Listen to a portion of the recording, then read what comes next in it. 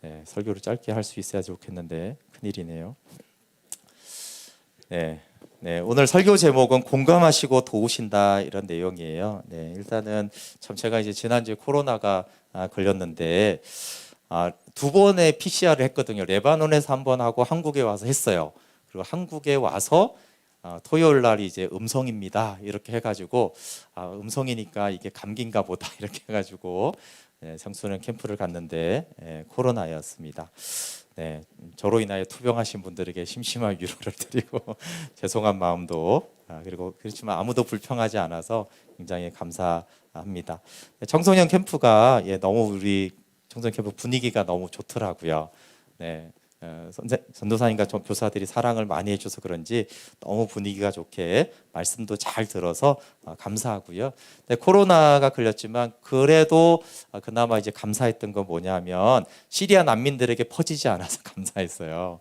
이제 나중에 들어보니까 이제 레바논의 선교사님들이 이제 코로나가 걸렸다고 저한테 연락이 왔어요. 그러니까 레바논에서 너무 초기여서 그런데 이때 이제 사역이 다 끝나고 교제할 때 걸린 거예요. 그래서 시리아 난민들에게는 한 사람도 걸리지 않고 선교사님들하고 이제 저만 이렇게 저희 교회만 이렇게 알았는데 어쨌든 또 난민들한테 퍼지면 너무 먹고 살기도 너무 힘든데 또 선교하러 갔다가 민폐가 되잖아요. 그래서 민폐는 되지 않도록 그게 아마 며칠 이틀, 2, 3일간의 일인데도 언제 감염됐는지 모르지만 어쨌든 사역이 이제 종료가 되고 이렇게 되어져서 그것도 감사했고 여기는 해발 700m 정도인데 해발 700m 고도에서 시푸드를 감람나무 밑에서 먹었습니다.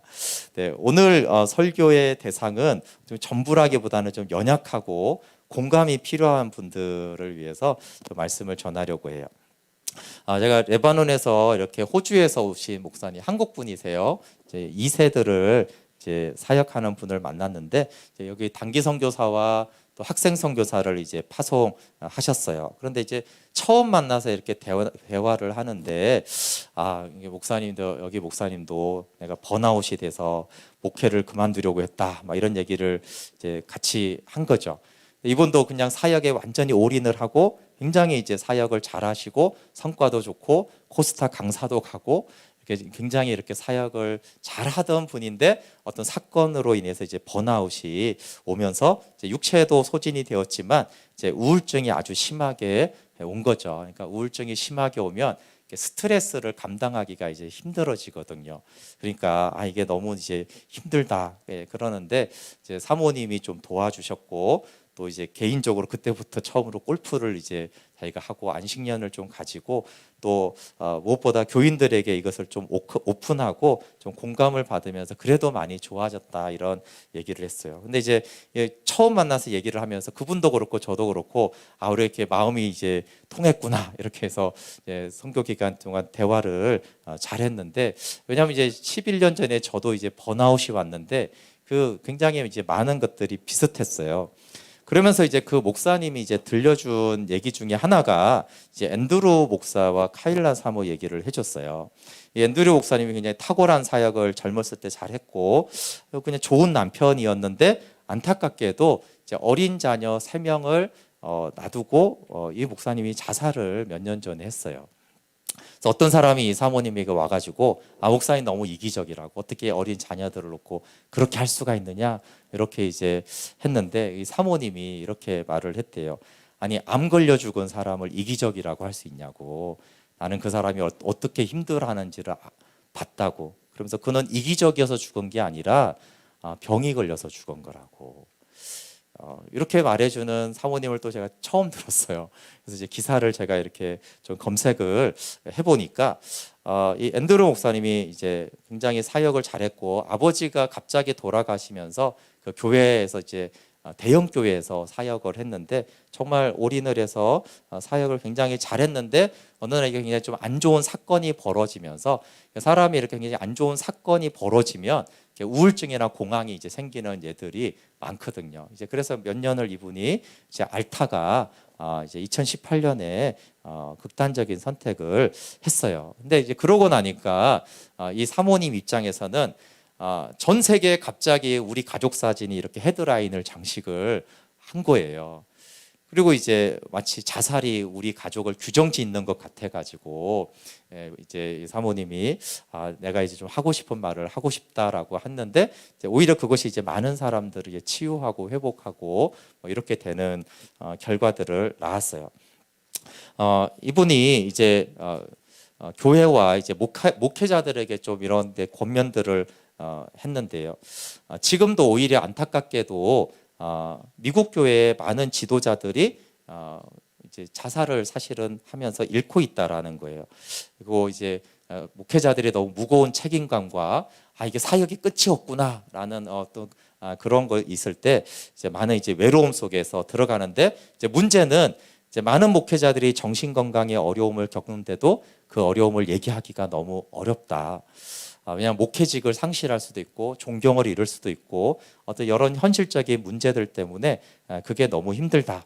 근데 내가 사모로 깨달은 사실이 있는데 그 진실은 목회자도 사람이고 목회자는 절망적인 곳에 빛이 되고자 하는 그냥 깨어진 그릇일 뿐이라는 거죠. 그래서 남편을 통해서 모든 목회자에게 이 연약함을 내보일 수 있는 그런 지원자가 이제 필요하다. 그리고 이제 쉬지 않으면 굉장히 공허한 사역을 하기 때문에 이제 쉼이 필요하다 이런 얘기들을 합니다. 그래서 목회자들이 계속해서 밝고 빛나게 성도들을 인도하려면 자신을 스스로 돌보는 일에 집중해야 된다. 그 무거운 마음의 짐을 누군가와 공유하고 치유와 휴식을 이제 스스로가 허락해야 된다라는 거예요. 그런데 이제 목회자를 향한 권면할 때 이렇게 말하죠. 이게 사실은 많이 공감이 됐는데 교회와 하나님 앞에 봉사하겠다고 약속한 지도자들에게 개인적 요구를 말하는 일은 어렵거나 심지어 생각조차 하지 못할 일입니다. 그러나 당신의 삶과 건강이 당신의 사역보다 더 중요하다는 것을 잊지 마십시오. 만약 사역이 당신을 괴롭게 하거나 가정을 망가뜨리고 우울증을 악화시킨다면 누군가에게 말하고 휴식을 취해야 할 때입니다. 자신을 돌보고 적절한 휴식을 취하는 선택을 하는 것은 누구에게나 어렵지만 하나님 앞에서 자신을 희생해야 하는 목회자로 평생의 소명을 받았다고 생각하는 목회자들에게는 특히 어려울 것입니다. 그러나 그리스도께서 사역을 인도하실 것이기에 우리 목회자들이 예수님이 되어 일할 필요는 없습니다. 목회자들은 자신의 고통과 고민을 자유롭게 나눌 수 있어야 합니다. 네, 여기 이제 개인적인 요구를 참 말하기가 어려운 건 저도 마찬가지죠. 물론 이제 회사 가서도 난 쉬어야 된다 이렇게 말하기 어렵지만 이제 목회자는 이제 봉사하겠다라고 이렇게 나섰기 때문에 봉사한다며 헌신한다며 이렇게 이제 했기 때문에 개인적인 요구를 사실은 요구하고 그걸 이제 누리기가 굉장히 힘들죠. 그래서 그 호주 목사님 말씀도 제가한테 많이 동의가 됐고 이 카일라 사모 말이 맞구나. 네, 그래서 저의 번아웃도 잠깐 나누고 또 우리 공동체가 정말 고민을 또 이게 누구나에게도 해당되기 때문에 정말 나누는 공동체가 되어졌으면 좋겠어요. 제가 한 11년 반 전에 이제 총체적인 번아웃이 왔다라는 것을 최근에 깨달았어요. 제가 왜 이렇게 회복이 안 될까? 왜 이렇게 오래 갈까? 좋아지는 사람들도 있는데 왜 이렇게 잘 안 될까라고 했을 때 저의 번아웃이 좀 총체적이라는 것을 얼마 전에 생각했는데 그 총체적이라는 것은 육체적이고 정신적이고 영적 번아웃이 한꺼번에 왔다라는 거예요. 근데 이게 사람마다 다 한꺼번에 오지는 않거든요. 어떤 사람은 이제 육체적인 번아웃만 오는 경우가 있어요. 저에게도 이제 사실 육체적인 한계로 이것이 시작이 되었는데 예를 들면 제가 대학 3학년 때 한 10개월간 열이 난 적이 있어요. 그때도 잠옷 새벽 3시까지 계속 공부를 하느라고 낮에는 봉사하고 그러느라고 10개월간 열이 났는데 그런 것이 이제 육체적인 번아웃이죠. 근데 이제 몸만 그렇지 그냥 이게 선교단체 가서 훈련받고 제자 훈련받고 봉사하고 이런 영적인 활동들이나 어떤 생각하고 뭐 정신적인 것들은 정상적으로 했어요. 그냥 몸만 너무 안 좋아가지고 무조건 쉬었죠. 네. 아시는 분은 알지만 이제 일산충신교회 구영철 목사님도 육체적인 번아웃이 오셨어요. 그래서 자주 지쳐하시고 힘들어하세요. 그렇지만 이제 정신적이거나 영적인 번아웃이 온 건 아니어서 다른 뭐 선교나 영적인 사역은 했죠. 그리고 우리 공동체에 있었던 우리 박선미 자매가 말기암에도, 여러분 기억나는지 모르지만 말기암에도 불구하고 사람들을 위로하고 소망을 주고 또 믿지 않는 가족들에게 끝까지 내가 전도하고 하나님 나라 가겠다라고 그렇게 그 죽음을 두려워하지 않고 천국에 갔어요. 근데 그 선미 자매가 했던 말 중에 하나가 뭐냐면 우울증이 정말 무서운 병 같다고. 왜 그래요? 내가 말기암인데 우울증이면 어떻게 해요, 그렇죠? 근데 다행히 하나님이 육체적인 것만 힘들게 하셨지 내 영혼과 정신을 붙잡아 주시니까 내가 그래도 끝까지 이렇게 소망 가운데 천국을 소망하면서 이제 믿음을 지킬 수 있었다라고 하는 거죠. 네, 그때는 제가 이제 왜 10개월이 걸렸냐면 그냥 도저히 학교 생활이 안 돼서 무조건 쉬었거든요. 무조건 쉬었더니 10개월째 열이 떨어지고 그냥 이제 정상으로 몸이 돌아왔어요. 근데 이제 정신적인 번아웃이 이제 우울증으로 오는 건데 이건 저한테 사실은 굉장히 당황스러운데, 제가 어릴 때부터 몸은 약했는데 늘 정신력으로 버텼던 삶이었거든요.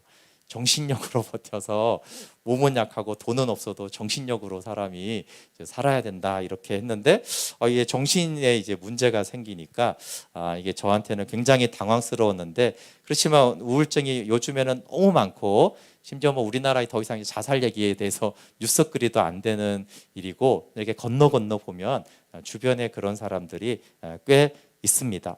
근데 이제 정신적인 것도 육체적인 번아웃이 꼭 동반되지가 않아요. 많은 경우에 어떤 충격적인 너무나 감당하지 못하는 사건이 생기면은 그게 너무 이렇게 힘들어서 이제 우울증이 오거나 공황이 오는 이런 일들이 많습니다.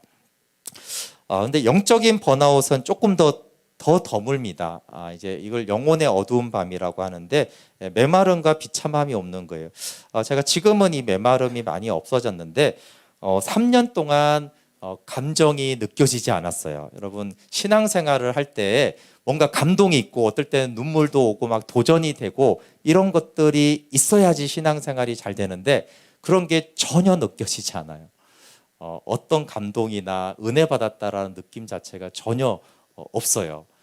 그렇게 이제 신앙생활을 하고 목회를 이제 하는 것이 쉽지 않았는데, 근데 저한테는 이게 왜 이렇게 이제 여러 사람들이 해주는 말들을 듣고 따라도 해보고 이렇게 조언들을 해봤는데 왜 이렇게 쉽지 않을까 회복이 이렇게 생각을 했는데, 이 세 가지가 다 온 사람이 그렇게 많지는 않은 것 같더라고요. 그러니까 한 가지가 오는 사람들은 꽤 많죠. 몸이 아픈 분들도 많고 우울증도 사실은 꽤 많고 또 영적으로 힘들어하는 사람도 있는데 이 세 가지가 한꺼번에 온 거를 어떻게 이제 대처해야 되고 한꺼번에 온 거를 어떻게 이제 회복해야 되는가를 이렇게 하는 것들이 이제 쉽지 않은 것 같아요. 그래서 제가 이제 한의원이나 운동이나 이게 육체적인 거, 또 정신과를 가고 상담을 받아보고 정신적인 거, 또 영적으로 예배하고 말씀 묵상하는 거를 하는데도 쉽지는 않았어요. 그리고 이제 그런 상황에서 계속 이제 목회와 가정생활하는 것도 그렇게 쉽지가 않았는데 그 카일라 사모님의 말처럼 목사기 때문에 나누기가 힘든 부분들이 확실히 있었어요. 왜냐하면 제가 복음을 통해서 생명의 교제로 주님의 영광을 보십시오. 그런데 저는 이제 우울해요. 그럼 이제 환청이 들리는 것 같아요. 너도 기쁘지 않은 걸 나보고 하라고 그러냐? 너도 안 되는 걸 왜 나보고 하라고 그러냐? 이러는 환청이 들리는 것 같아요. 근데 이제 해야 될 일은 저 때문이 아니라 이제 하나님의 말씀이니까 그런 거예요, 그렇죠? 진리니까 그렇게 하는 것이죠. 그럼에도 불구하고 이 세상은 결과를 굉장히 중요하잖아요.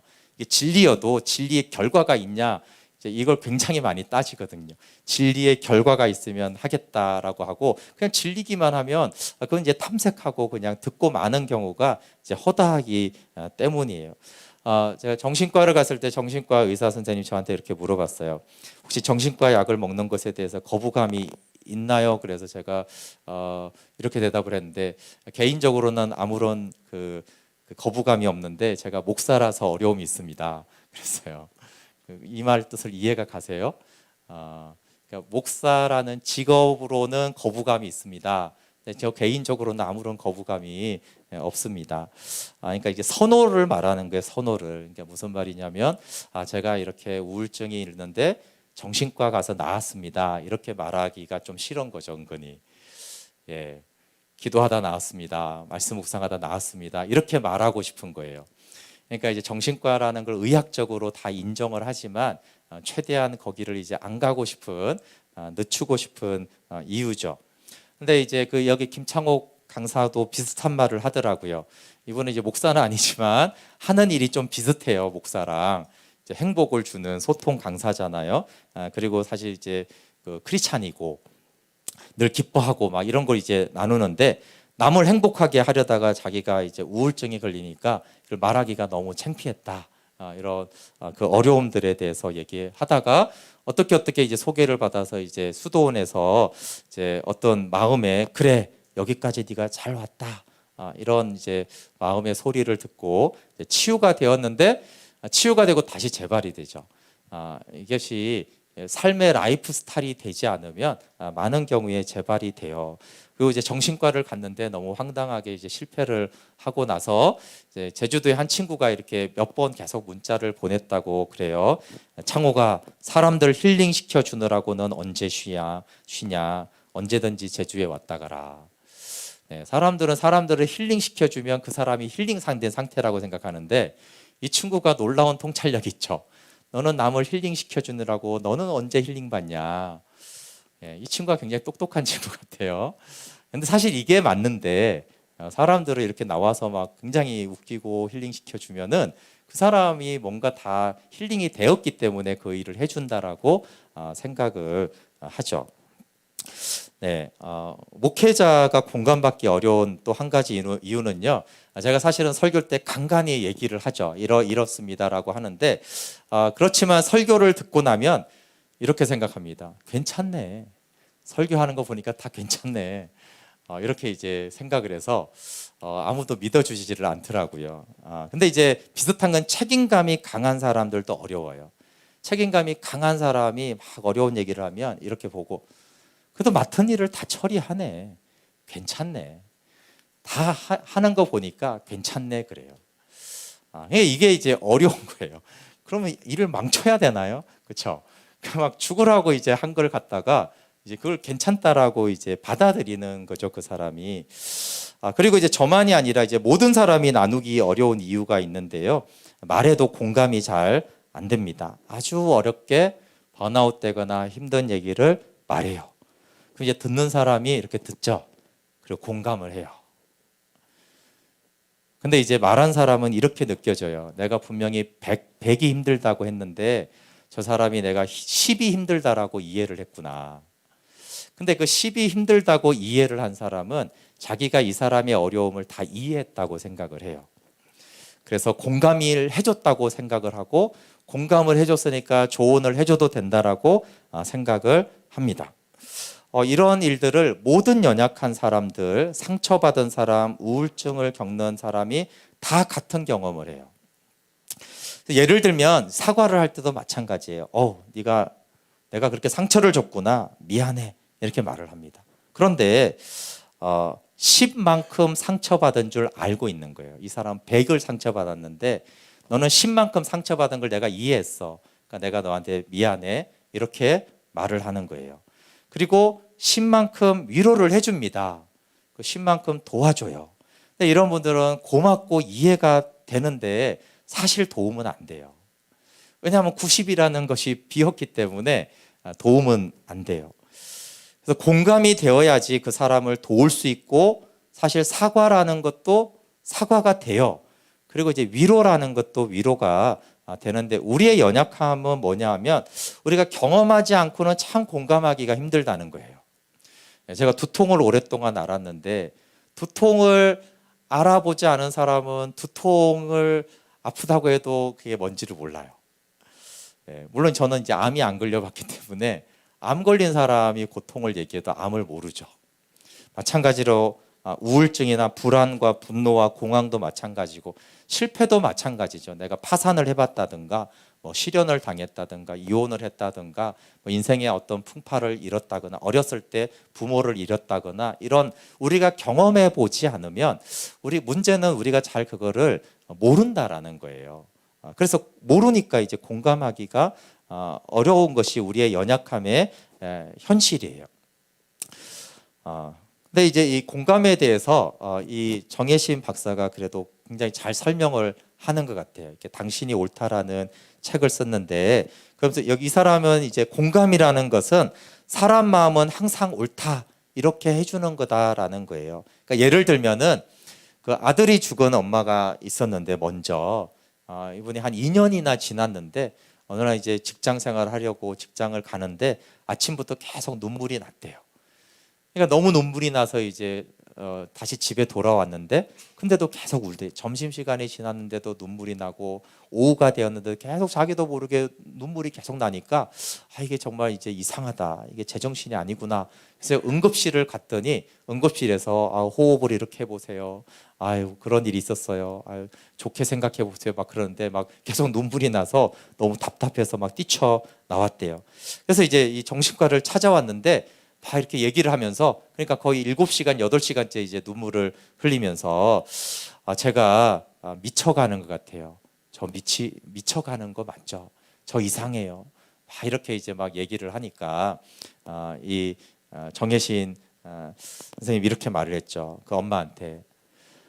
아니 자식을 잃었는데 그럼 엄마가 멀쩡하게 살면 그게 미친 거죠.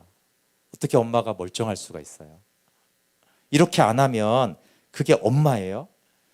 아니 아들이 죽었는데 엄마가 괜찮으면 그게 엄마냐고. 그게 미친 거죠. 잘 지내면 그게 미친 거예요. 그렇게 얘기해 주니까 그렇죠. 제가 엄마라서 그런 거죠. 그러면서 8시간 정도 흐르던 눈물이 그치고 너무 이제 힘드니까 잠이 들었대요. 그동안 이 엄마가 들었던 얘기는 이런 얘기들이죠. 이젠 정신 차려야지. 이제 남은 가족들도 좀 생각해야 되잖아. 이런 얘기들을 많이 들어왔는데 사실 그런 얘기들은 맞는 말이지만 전혀 이 엄마를 치유해주지 못했던 거예요. 그러면 이제 공감을 어떻게 해야 되냐라고 말할 때 이분이 공감하려면 알아야 된다는 거예요. 아는 만큼 공감하는 거예요. 근데 알지 못하고 계속 들어주는 거는 정신노동이지 공감이 아니다. 그리고 알지 못하고는 다 모르는 대로 충고하고 조언하고 평판하고 판단하는 거를 제발 멈춰라 이렇게 이분은 제발 멈춰라. 제발 충고하지 말고 조언하지 말고 평가하지 말고 판단하지 말고 입 좀 다물어라. 모르지 않느냐. 알 때까지 들어야 돼. 근데 이제 어떻게 아는가 하는 게 되게 중요한데 저도 이 부분은 이분이 참 지혜롭다고요. 어떻게 여러분 그 사람의 상태를 알 수 있을까요? 들어주는 거요. 물론 좋죠. 근데 질문을 하라는 거예요. 알 때까지. 내가 그 사람의 마음을 알 때까지 계속 물어보라는 거예요. 암을 모르겠으면 암이 어떤데 그때 어떻게 느꼈는데 증상이 어떤데 고통은 어떤데 고통이 올 때 어떻게 느껴지는데 어떻게 불안한데 그러니까 내가 알 때까지 계속 물어봐야 된다라는 거예요. 그래서 그 사람이 그게 내 마음으로 전달이 돼서 알 때까지 물어봐야 되는데 대부분 안 물어보잖아요. 막 말을 하면 그래 그렇지 알았어 이해했어 질문을 하지 않죠. 왜 안 해요? 안다라고 생각해요. 내 경험을 비추어서 안다고 생각해요. 나도 아파봤는데 우리 엄마가 암이었는데 이렇게 하면서 이제 더 이상 질문을 하지 않죠. 그리고 질문을 하지 않고 오히려 충고하고 조언하고 평가를 해주는 거죠. 여러분 다 내가 그 사람의 상태를 다 알았는지 모르겠으면 어떻게 하면 돼요? 그것도 질문하면 돼요. 내가 너의 상태를 다 아는 것 같아? 내가 너의 고통을 다 아는 것 같니? 그럼 말하는 사람은 다 느껴요. 이 사람이 다 아는지 모르는지 다 느끼거든요. 물론 이제 힘들다고 상처 주는 것은 옳지 않아요. 그렇죠? 우울증에 걸렸던 상처를 받았던 암이 걸렸던 지금 가족을 잃었던 어떤 이유로도 사람들에게 상처를 주는 것은 옳지 않고 합리화될 수가 없어요. 그래서 저에게도 상처받은 많은 분들이 있는데 그게 옳지 않아요. 내가 힘들다고 다른 사람들한테 까칠하게 하는 것은 옳지 않죠. 다만 힘든데 참고 이해하고 받아주는 것이 쉽지 않다라는 것도 이제 우리가 서로가 알아줬으면 좋겠어요. 설교잖아요, 그렇죠? 지금은 세바시가 아니라 여러분 어떤 예수님하고 친밀하세요? 가르치는 예수님, 공감해 주시는 예수님. 우리는 말씀이 예수님이라는 걸 알아요. 그리고 예수님이 하신 그 3대 사역 중에 하나가 가르쳤다라는 것을 알아요. 그래서 우리는 예수님이 가르치는 예수님을 좀 어떻게 생각하냐 하면 정답을 알려주고 조언하고 충고하는 예수님으로 많이 이해를 해서 좋은 크리스찬은 잘 가르치는 크리스찬, 잘 조언해주는 크리스찬이라는 이미지가 굉장히 강해요. 그래서 아마 가장 공감을 해주지 못하는 그룹 중에 하나가 크리스찬일 수 있어요. 그냥 크리스찬은 진리를 갖고 있고 우리 예수님이 가르쳤는데 나도 예수님을 따라 가르치리라 이렇게 하는 경우가 너무 많아요. 근데 성경을 한번 자세히 보세요. 정말 하나님이 정답을 가르쳐 주시는 하나님인가요? 조언하고 충고를 잘해주는 하나님이신가요? 예수님이 진짜로 그렇게 말이 많았나요? 생각보다 말이 없습니다. 굉장히 짧게 대답해 주세요. 공감하시는 예수님 굉장히 낯설죠. 근데 아는 만큼 공감한다라고 그랬잖아요. 아는 만큼 공감하면 하나님만큼 우리를 공감하실 수 있는 분은 없어요. 우리를 아니까. 우리를 존재부터 다 아시잖아요. 그래서 예수님은 우리를 공감하세요. 우리가 복음을 통해 하나님 앞에 나아갔을 때 우리가 어떤 하나님 또 어떤 예수님을 만나는가라고 했을 때 오늘 히브리서 4장 15절 16절 한번 볼게요. 우리에게 있는 대제사장, 이 대제사장은 우리의 연약함, 우리의 아픔, 고통, 우울함, 걱정, 두려움을 동정하지 못하시리가 아니다 이랬어요. 동정이라는 말 예전에는 체휼이라는 단어를 썼는데 우리가 잘 쓰지 않는 단어인데 이 동정은 오늘날 상담이나 정신과에서 말하는 공감을 말해요. 근데 공감보다 좀 더 진척된 단어인데 동정이라는 것은 공감해서 돕고자 하는 마음까지 생긴 상태를 동정이라고 그래요. 그냥 듣고 돕지 않으면 동정이 아니에요. 근데 얘기를 다 듣고 그 연약함을 들었을 때 내가 저 사람을 돕고 싶다까지 마음이 있는 상태를 이제 동정한다라고 말합니다. 그러면 사람이 이렇게 공감하는 능력은 보통 이 세 가지로 되어져요. 첫 번째는 경험이 있는 사람이 아무래도 공감을 잘하죠. 내가 두통을 알아봤다 그러면 두통 앓은 사람 금방 공감을 할 수 있어요. 그러니까 경험이 있느냐 없느냐. 근데 경험만으로 사람이 다 공감하지 않죠. 오히려 나도 암을 겪었어, 극복했거든 하면서 마음이 없는 사람은 더 지독해요. 그렇지 않아요? 저 안 걸렸어요. 그러면 힘들겠다 이래야 되는데 나도 다 겪어봤어. 이런 진짜 마음이 없으면은 온유하고 겸손한 마음이 없으면 그 사람 진짜 무서운 사람이에요. 세 번째는 지혜죠. 지혜. 아까 의사가 말한 대로 나는 그걸 겪어보지 않았지만 지혜가 있는 사람은 그걸 들으면서 알잖아요. 그 지혜가 그 사람을 아는 깊이인데 예수님은 온유하고 겸손한 마음이시고 지혜이시죠. 그리고 당연히 십자가에서 아버지께 버림받는 영적인 고통, 번아웃, 그리고 겟세마네를 보시면 마가복음 14장 33절 34절에 내가 큰 슬픔으로 고민하여 죽게 됐다. 난 너무 고민돼서 죽을 것 같아. 정신적인 번아웃이죠. 당연히 십자가의 순환만큼 육체의 고통을 당한 사람은 없습니다. 그래서 예수님은 정말 공감 능력이 대단하세요. 그럼 여러분 우리 예배하고 있는데 예배하고 말씀 묵상에서 하나님과 교제하는 건 뭘까요? 우리가 은혜의 보좌 앞에 담대히 나아갈지니라 이렇게 했는데 그 은혜의 보좌 앞에서 어떤 하나님을 만날까요? 그때 그 하나님은 궁휼하심을 받고 그랬어요. 궁휼도 공감의 그 깊은 단어거든요. 어미가 자궁 속에 아이를 품는 그런 뜻이 이제 궁휼하심인데 그러면 거기에는 공감하시고 우리를 궁휼하게 하시고 돕는 은혜를 주시는 하나님이 있는 거예요. 그래서 복음을 통해서 만나는 하나님은 우리를 100% 공감해 주시는 하나님이세요. 하나님 저 화나요. 저 사람 죽이고 싶어요. 원수를 사랑하라고 하지 않았느냐 이렇게 말씀하실까요? 아니 목사가 왜 그래? 야, 너 미워하면 너한테 손해야. 이런 말을 하나님이 해주실까요? 그런 하나님의 이미지를 버려야 돼요. 김창욱 씨가 말한 누군가가 그래 여기까지 잘 왔다. 정답을 말하는 하나님의 이미지를 저도 많이 갖고 있었는데 이걸 참 버려야 하는구나. 왜 우리는 정답을 말해주는 하나님의 이미지를 갖고 있을까? 공감하고 긍휼히 여겨주시는 하나님이라고 성경이 말하는데 나는 공감하고 너를 긍휼히 여긴다. 이렇게 말하는 거예요. 그 예도 많습니다, 여러분. 요한복음 21장에 와서 조반을 먹어라 이렇게 베드로에게 말했어요. 설교도 한 적이 있죠. 한번 생각해 보세요. 베드로가 예수님을 부인한 거 우리 다 내용 다 압니다. 갈릴리 바닷가에서 예수님이 와서 조반을 먹어라 이 말은 무슨 말이에요? 여기 충고가 있었나요? 조언을 한 적이 있나요? 평가를 해준 적이 있나요? 판단을 한 게 있나요? 와서 조반을 먹어라 이 안에 얼마나 큰 공감이 있어요, 여러분. 얼마나 큰 긍휼이 있냐고요. 내가 너를 안다. 해줄 말이 얼마나 많겠어요. 진리이신 예수님이.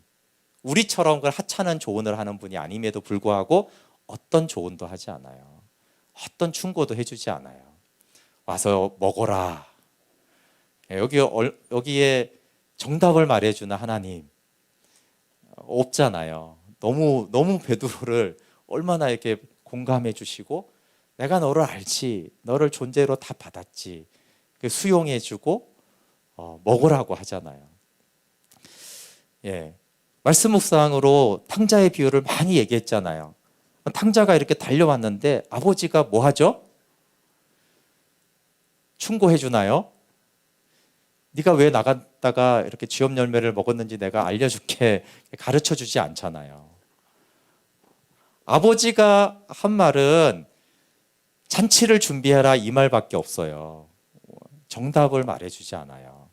조언도 해주지 않아요. 아버지가 달려와 안아준다 여기에 무슨 의미가 있어요? 이거보다 더 큰 공감이 있어요? 걸어와서 달려와서 안아주고 말없이 가락지를 끼워주고 말없이 하는 거예요. 다 이게 말없이 가락지를 끼워주고 옷을 입혀주고 말은 종들한테 하는 거예요. 애들아 내 아들이 왔다. 송아지를 잡아라. 이렇게 말하죠. 아들한테 아무 얘기도 하지 않아요. 거기서 이 아들은 뭘 느끼는 거예요? 가르침을 받았나요? 가르침을 받아서 아버지의 잔치에 들어가는 게 아니고요. 아버지의 공감을 받은 거예요. 어떻게 아버지가 이걸 알지? 아버지는 다른 분이신데 그럼에도 불구하고 탕자는 충분히 거기서 아는 거예요. 내가 공감받았고 긍휼하심을 입었고 여러분 그래서 성경을 다시 한번 생각을 해보면 물론 하나님은 진리를 선포하시는 분이세요. 그리고 조언이 필요 없다라고 전혀 말하는 게 아니에요. 정말 알고 싶으면 암을 어떻게 하면 고쳐요? 물어봤는데 공감해 줄게. 그건 아니잖아요. 그렇죠? 그때는 조언을 해주는 거죠. 이렇게 치료하고 저렇게 하고 제가 왜 암이 걸린 것 같아요? 물어봤는데 공감해 줄게요. 그건 아니죠. 스트레스를 받아서 그래. 그때 이렇게 했잖아. 그래서 암이 생긴 거야. 조언과 충고나 가르침이 필요 없다라는 얘기를 하는 것이 아니라 공감이 필요할 때 하나님은 정확하게 공감하시고 그렇죠? 와서 조반을 먹어라. 근데 이제 베드로가 질문했잖아요. 저 요한은 어떻게 돼요? 신경 끄지 말고 나만 따라 이렇게 그때는 얘기해 주세요. 이때는 이제 공감할 때가 아니거든요. 근데 와서 조반을 먹어라 할 때와 요한 신경 쓰지 말고 너는 나를 따르라 이런 것은 이제 다른 상황인 거예요. 근데 우리는 항상 하나님이 이렇게 막 말을 해준다고 생각해요. 그래서 하나님을 따라서 우리도 뭔가 문제만 들으면 이렇게 막 말을 해주고 조언을 해주려고 해요. 우리가 와서 조반을 먹어라 할 수 있는 성도의 교제를 할 수 있다면 아버지가 그 탕자를 이렇게 달려가서 받아주는 그런 묵상 나눔과 소그룹 나눔을 할 수 있다면 우리가 어떤 소그룹에서 교회에서 이제 얘기를 했는데 맛을 조반 드세요 이런 말을 듣거나 그냥 안아주는 그 아버지를 만나는 것, 그게 성도의 코이노니아 교제가 아니겠어요? 네. 우리가 왜 힘든 걸 말하지 않을까요? 우리가 맨날 딴 얘기만 할까요? 왜냐하면 공감받지 못한 경험이 너무 많아요. 얘기해도 안 되던데 뭐 얘기해도 누가 알아줘? 그러니까 그냥 말하지 말자. 이런 것들이 그냥 겹겹이 쌓여서 어디에서도 말하지 않고 별로 관심의 이슈가 아닌 이 얘기 저 얘기를 우리가 많이 합니다. 우리가 공감하고 마음으로 듣고 수용하는 거, 그러면 그 사람이 영적인 사람이고 사랑하는 사람이에요. 네. 그래서 힘든 상태를 말하는데 주께서 말씀하시기를, 저도 많이 했던 것 같아서 좀 찔리는데 그걸 안 했으면 좋겠어요. 힘든 걸 얘기하는데 주님이 말씀하시기를, 이런, 그게 진리가 아닌 것이죠. 그때는 그게 진리가 아닌 거예요. 아니, 하나님도 탕자를 그냥 진리를 선포 안 하고 와서 안아줬고 그랬는데, 주님도 와서 먹어라 이랬는데, 우리가 그걸 그렇게 하지 않고 우리의 말이 얼마나 진리라고 우리가 그렇게 쉽게 그렇게 하겠어요. 조언이 필요할 때는 당연히 하고 물으면 가르쳐 줘야 되는 것이죠. 여러분 10장 34절 읽고 좀 마치려고 그래요. 히브리서 4장 15절에 예수님이 우리를 동정한다 이런 말씀이 나오거든요. 그리고 또 한 번 이 동정이라는 단어가 10장 34절에 사용이 돼요. 이렇게 돼 있어요. 너희가 갇힌 자를 동정하고 너희 소유를 빼앗기는 것도 기쁘게 당한 것은 더 낫고 영구한 소유가 있는 줄 알미라.